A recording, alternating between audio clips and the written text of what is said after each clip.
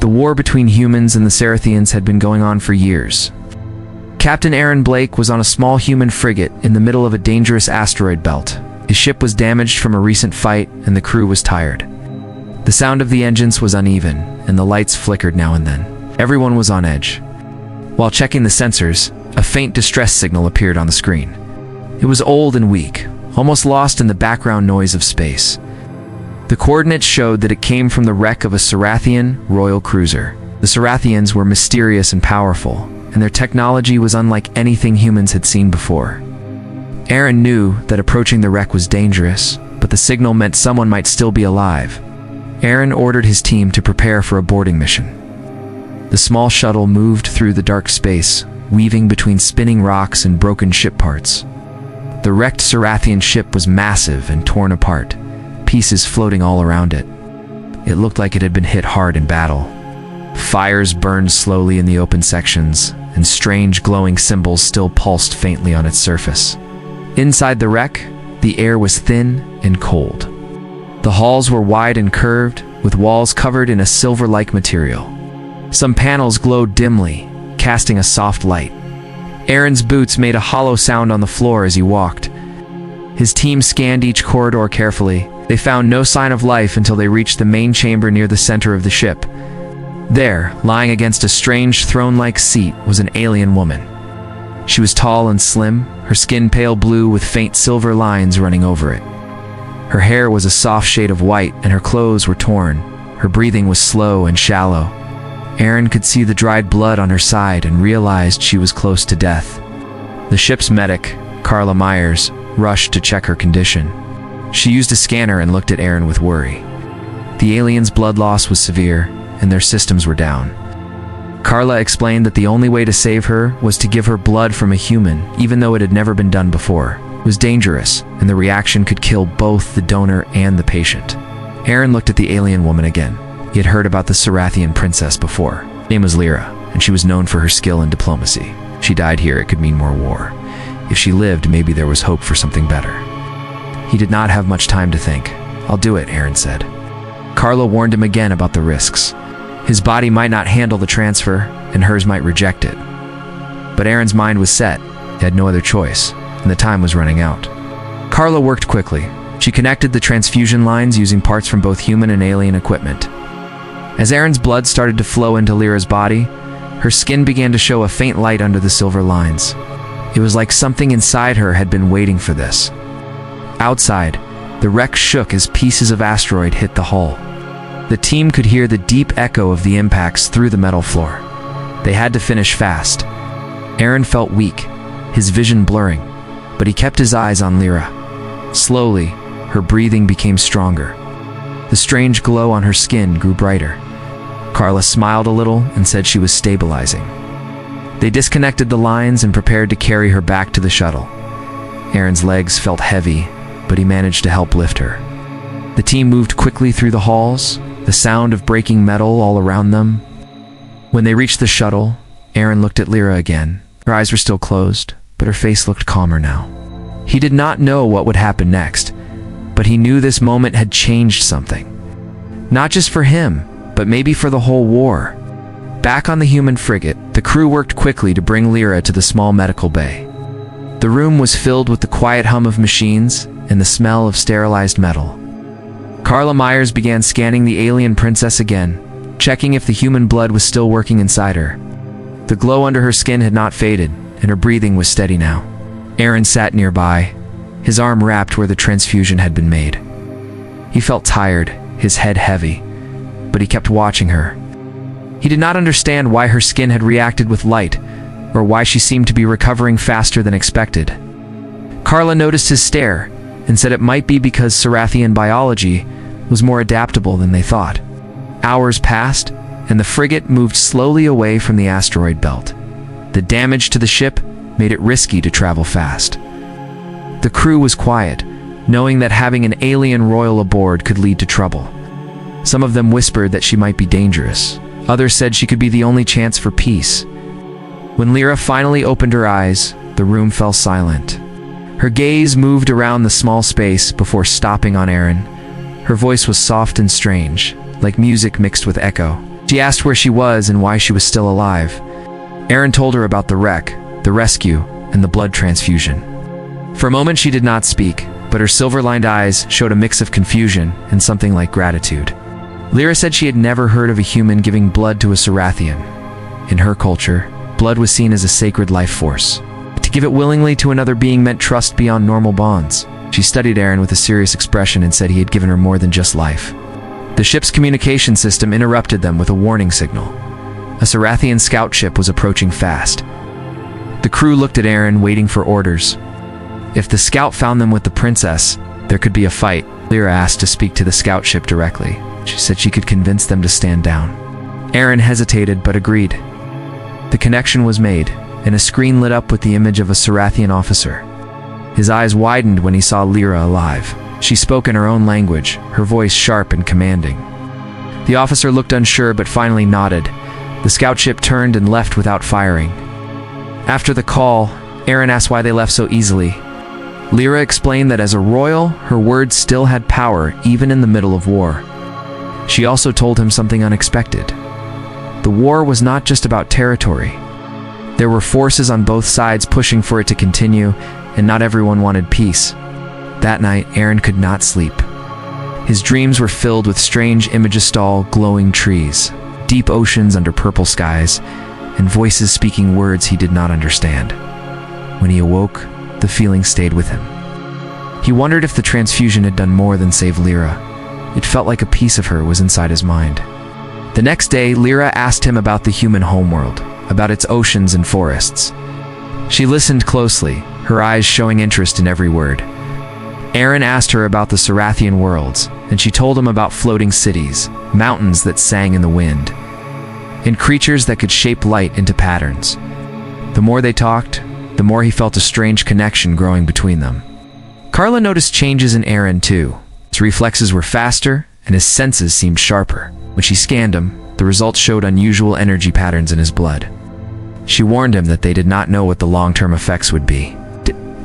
But Aaron was less worried about himself and more about what this connection could mean. By the time the frigate reached safer space, Aaron understood that what had happened on the wreck was only the beginning. Something had changed in both him and Lyra, and it was going to pull them into events far bigger than either of them had planned. The human frigate stayed in quiet space for a few days while repairs continued. The crew kept their distance from Lyra, unsure how to act around a Sarathian princess. Aaron noticed that whenever she walked into a room, voices would drop and people would turn away. Some feared her, others simply did not trust her. Aaron spent more time with her than anyone else. They spoke about simple things at first, food, whether the names of stars, but slowly, the talks grew deeper. Lyra told him more about her people and their way of life. She explained that the silver lines on her skin were living threads that connected her to the energy around her. When he had given her blood, those threads had accepted him in a way no human had ever experienced. Aaron was still having strange dreams every night. Sometimes he saw battles fought long ago on alien worlds. Other times he felt like he was standing in the middle of a Sarathian council hall, hearing voices that were not his own. The dreams felt real, and when he woke up, he could remember small details, words, symbols, even maps. One morning, Carla called Aaron to the medical bay. She showed him new scans. His blood now carried faint traces of Sarathian energy markers. They were not harming him, but they were changing him. Carla warned him that this bond might not be something he could break. It might tie him to Lyra for the rest of his life. When Aaron told Lyra about the scans, she did not seem surprised. She explained that what had happened was known in her people's legends as a life bond. It was rare, and it usually only formed between two Sarathians. But when it did, both individuals could feel each other's presence across great distances. It made them stronger in some ways, but also more vulnerable, because harm to one could affect the other. Aaron thought about this in silence. It was a heavy thing to know that his life was now connected to hers, yet he felt no regret about what he had done on the wreck. A few days later, the frigate picked up a message from Human Command. They wanted Aaron to report in person at a secure station. The tone of the message was tense, as if they already knew about Lyra. When they arrived, armed guards met them. Lyra was not allowed to leave the docking area, and Aaron was taken into a closed meeting room. The human officers questioned him for hours. They wanted to know exactly what had happened during the rescue. They asked about the bond, the strange changes, and whether Lyra could be using him to spy on them. Aaron told them the truth, but he could see they did not trust her. In the end, they ordered him to keep his distance from her until they decided what to do. When Aaron returned to Lyra, she was standing by the large viewing window, watching the stars. She asked if they believed him. He told her they did not. She gave a small, sad smile and said it was the same among her people. Many would not trust a human, no matter what he had done. That night, the dreams came again, stronger than before. Aaron saw a large shadow moving between two fleets. It was not human, and it was not Sarathian. It fired on both sides, making the war worse. He woke with a cold feeling in his chest, certain that it was not just a dream. Lyra came to his room and said she had seen the same vision while she slept. They realized then that the bond was giving them more than just shared feelings. It was showing them things they were not supposed to see. They both felt that the shadow in their dream was real, and that it might be the reason the war had not ended. The next day, Aaron told Carla what they had seen. She looked worried and said they needed proof before anyone would believe them.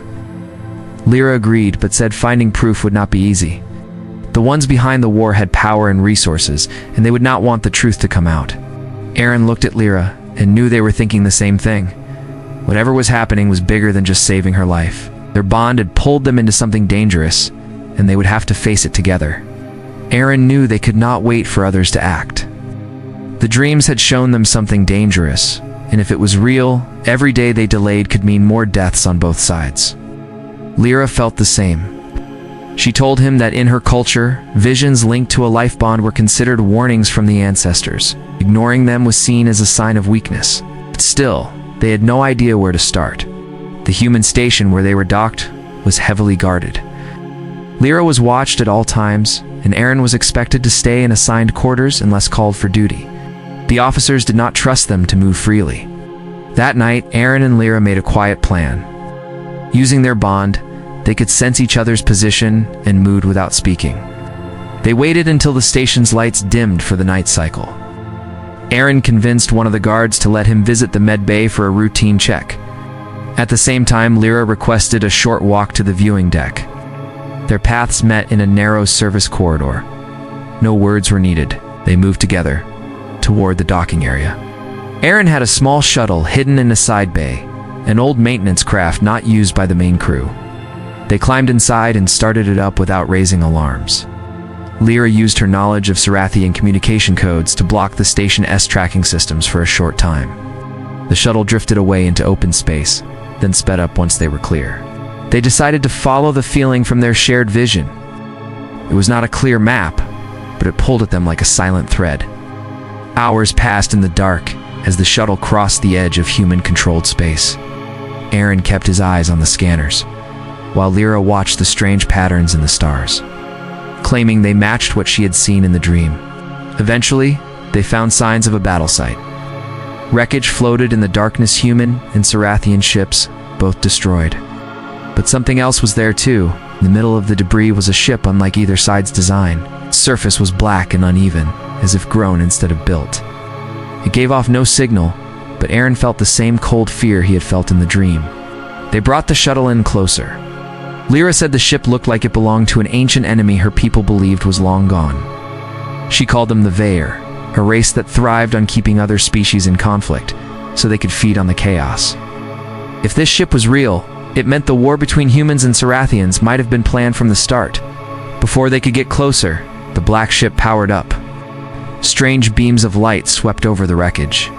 Small drone-like craft emerged from its sides and began cutting apart the remains of the destroyed ships. Aaron realized they were taking pieces from both sides, probably to make new weapons. They recorded everything with the shuttle's cameras, but the ship's sensors picked them up. A sudden burst of energy hit the shuttle, shaking it violently. Aaron fought to keep control as warning lights flashed. Lyra worked quickly to shield their systems, but more blasts followed. They had no choice but to turn away. The chase was fast and brutal. The black drones moved quicker than expected. Ow.